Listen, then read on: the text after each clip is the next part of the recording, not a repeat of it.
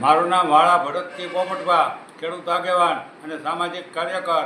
અત્યારે સરકારે ખેડૂત આઈ પોર્ટલ ખેડૂતોને વિવિધ પ્રકારની સબસિડીમાં સહાય આપવા માટે જે આઈ પોર્ટલ સરકારે જાહેરાત કરી કે 27 માર્ચથી ખુલ્લું કરેલું છે, પણ આજે 3જી 4થી એપ્રિલ છે, છતાં અઠવાડિયાથી મોટાભાગના ગુજરાતમાં ખેડૂતોના અમારે ફોન આવ્યા કે આઈ પોર્ટલ છે એ ખુલતું નથી અને ખેડૂતોને જ્યારે ફોર્મ ભરવા જાય ત્યારે અનેક પ્રકારની યાતના વેઠવી પડે છે. મોટાભાગના વીસી આખા ગુજરાતમાં અમે જાણી લીધું, દરેક તાલુકા અને જિલ્લામાં મોટાભાગના વીસી એમ કહે છે કે ભાઈ આઈ પોર્ટલ ખુલતું નથી, એરર આવે છે અને ધીમું બહુ હાલે છે.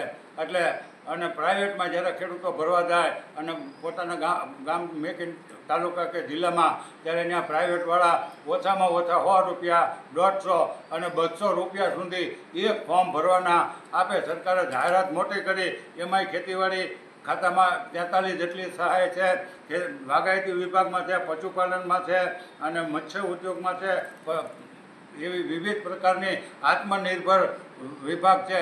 આ બધા કંઈ 115થી વધારે ચીજ ખેડૂતોને આપવાની મોટી જાહેરાત કરી, પણ ખેડૂતોને અત્યારે પોર્ટલ ખોલતું નથી. અને જ્યારે પોર્ટલ ખોલવા જાય ત્યારે આવા 3 પાંદડા બતાવે અને 3 પાંદડા આમ ખુલ્લા થઈ જાય, બંધ થાય, ખુલ્લા થાય, બંધ થાય, ખુલ્લા થાય, બંધ થાય, એવા અઠવાડિયાથી આ ખુલ ને બંધ. એના ભાઈ તો તમારે જાહેરાત ન કરવી જોઈએ. જ્યારે ખેડૂતોને કંઈક આપવાનું હોય અને ખેડૂતોની તમે જાહેરાત કરો ત્યારે જ તમારા પોર્ટલમાં તમારે બધા વિવિધ પ્રકારના સાધનોમાં ગધેડો મૂતરી જાય અને બીજા ઉદ્યોગપતિને આપવાનું હોય તો એક કાગળ એની બધું થઈ જાય, ખેડૂતોને આપવાનું થાય ત્યારે બંધ થઈ જાય. અત્યારે જ અમે તાલુકામાં ખેતીવાડી અધિકારીને, જિલ્લાના ખેતીવાડી અધિકારીને ફોન કર્યા તો એ એમ કે તમે ગાંધીનગર ફોન કરો. અમે ગાંધીનગરવાળાને ફોન કર્યા તો કે એ એમ કે હું હમણાં જ જિલ્લામાં તાલુકામાં ફોન કરી અને પોર્ટલ ખોલાવું છું. તો આ પોર્ટલ 8 અઠવાડિયે થયું, હજી ખુલતું નથી અને આમ નામ જો કરશે તો 1 મહિનો વયો જાય અને પોર્ટલ ખુલશે નહીં, ખેડૂતો સહાય વગરના રહે. એટલે સરકારને અમારી સીધી વિનંતી છે કે 24 કલાકમાં આનો યોગ્ય નિકાલ આવવો જોઈએ અને ખેડૂતોને એક ફોર્મ ભરવાના પ્રાઇવેટમાં 200 રૂપિયા દેવા પડે છે. એક પણ વીસી ક્યાંય આખા દિવસની 5 ફોર્મ ભરાતા નથી. એવા ગુજરાતમાં અમારે ખૂબ મોટા પ્રમાણમાં ગામડામાંથી ખેડૂતોના ફોન આવે અને અમને જાણવા મળ્યું છે.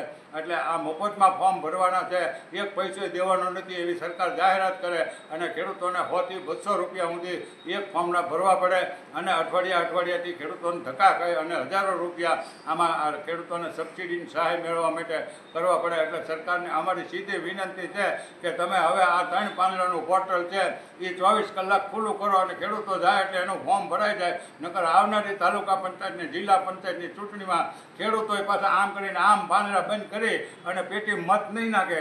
એ સરકાર એટલું સમજી જાય તો ઘણી વાત છે. સરકારને આમાં ટૂંકી જ સમજણ છે.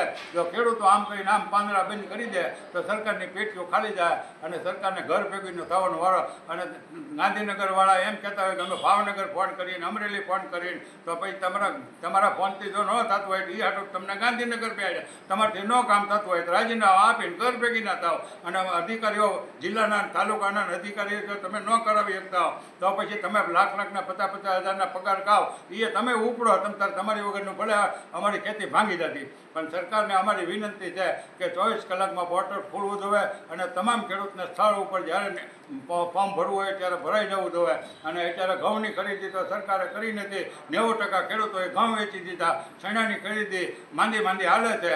વેપારીઓના, મોટા માણસોના અને ભાજપવાળાના ચણા વેચાવાના છે, ઘઉં વેચાવાના છે. ખેડૂતોએ 90% ચણા વેચી નાખી. પણ અત્યારે અમારા સરકારને વિનંતી છે કે આ 115 જેટલી સહાયની યોજનાની જાહેરાત મોટી કરી પણ આ પોર્ટલ ખુલતું નથી. આ તમારા 3 પાંદડા છે એ જલ્દી ખોલાવો, નહીંતર પછી તમારા પાંદડા ચૂંટણી બંધ થઈ જાય. જય હિન્દ, જય ભારત. હા તો નો